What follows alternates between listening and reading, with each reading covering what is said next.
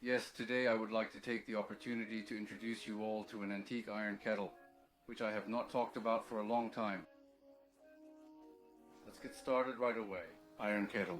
Or rather, this is the Yugama Crater Lake. Well, in the case of an iron kettle, the one with a spout here is called a bin Tetsubin. However, this particular kettle is actually a Yugama, which is specifically used during traditional tea ceremony. Those who are familiar with kilns would know well, but for those who might not be, there is a square hole and a recess specifically designed to place this kiln. The tatami mat is depressed there, and that's where you place this kiln. You transfer it and then boil water with charcoal. This hot water pot, which is used during traditional tea ceremonies, is called Fujigama Oni Arare. I have faint memories of my grandfather making these beautiful pots when I was a child. It brings back such nostalgic feelings to think about those times. Yes, this time I was able to acquire this hot water pot. I discovered it on the internet where it was being sold secondhand, and occasionally the Yugama from Nambu Ironware shows up there. No, when I think about the fact that my grandfather made it, I can't help but feel a strong urge to bring it back here once more. I also find myself thinking that maybe I'm getting older, and that might be why I feel this way. This Oniarare Fuji pot, which is shaped like Mount Fuji, contains very large pieces of arare. The hailstones are so big, almost the size of a pinky finger, and they are called Oni Arare.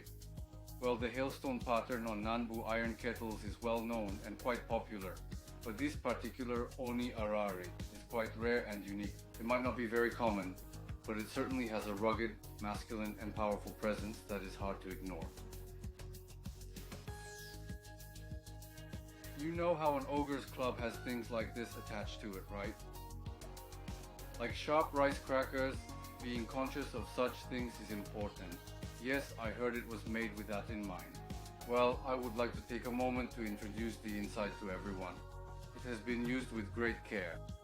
The mineral deposits from the hot water are well formed, don't you think? Although they appear whitish, you can see how beautifully the steam has caused these deposits to form.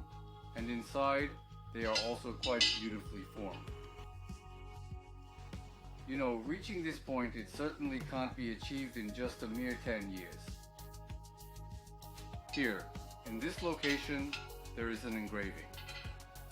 There's a nice engraving here that says Nambu Usudu. And this is the part in between. There's also an ogre's face here. It's not very clear, but an ogre's face is somewhat depicted here.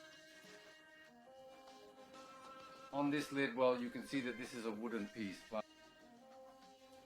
It's like a knob on a tree, or rather like a seed, which is carefully arranged here.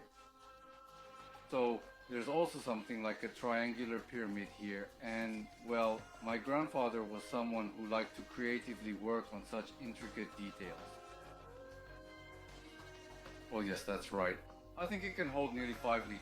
I think it would take quite a long time to simmer this over charcoal, but imagine doing it in a movie. Yes, it's a movie featuring the talented actress Kirin Kiki, and it is centered around the traditional Japanese tea ceremony. In the film, Kirin Kiki plays the role of an elderly tea master who imparts her wisdom and skills to a young person. The story beautifully captures the essence of the tea ceremony and the relationship between the characters. I kind of forgot the title of the movie. In that context, there was indeed a scene where they boiled water with such a hot water pot. In traditional tea ceremonies, you carefully pour hot water from a bamboo ladle into a tea bowl. The sound that the water makes is noticeably different when you pour slowly boiled water. This subtle difference in sound is an important aspect of the ceremony, adding to the overall sensory experience. The essence of tea ceremonies is to enjoy such things. I thought it was a very profound and deeply moving story. Sometimes it's good to take a closer look at things like this and perhaps even boil water in a different way than usual. I think there are definitely times in life when it's very important to take a step back and truly enjoy such slow, peaceful moments. This happened quite a while ago, but back when I was still allowed to speak on YouTube, I mentioned in one of my videos that I didn't really understand the origin or meaning of the manji symbol. To my surprise and delight, the union involved in making Nambu equipment kindly sent me a detailed fax explaining its meaning. I was truly grateful for their effort and the information they provided. Yes, according to the Chinese traditional auspicious tool, the swastika represents the meaning of full virtue and auspiciousness. Well, full virtue and auspiciousness probably means that a lot of virtue and a lot of happiness will come your way.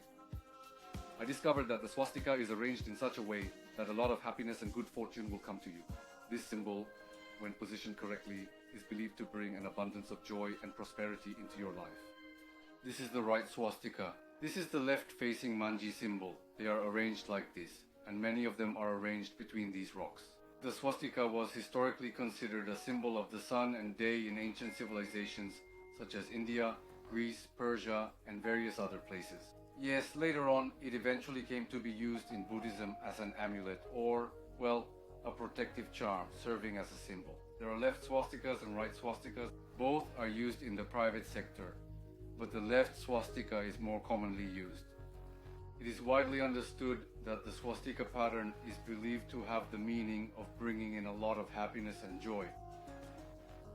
I feel refreshed, and when I take another look at this hot water pot, I am deeply humbled and filled with admiration for my grandfather's unwavering dedication and hard work in creating it.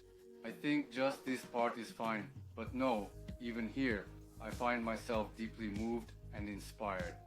The creativity and the spirit of challenge to seriously create it to this extent are truly impressive, aren't they? I am just in awe. And here too, you can see that there is a swastika pattern. I think this yugama is filled with a playful spirit and a sense of style that really stands out.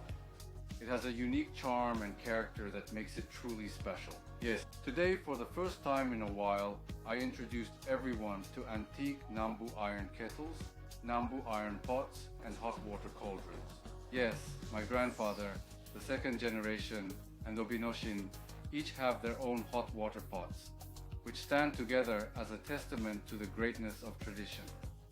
Reflecting on the efforts and enjoyment of the previous generations in creating these, I feel increasingly appreciative. It makes me feel that I, along with everyone in our factory, must continue to work hard and put in our best efforts in making such things. Thank you very much for always watching the Oitomi YouTube channel. We will continue to deliver videos that bring happiness to everyone, so please stay tuned for more exciting content. Thank you very much for your support and enthusiasm.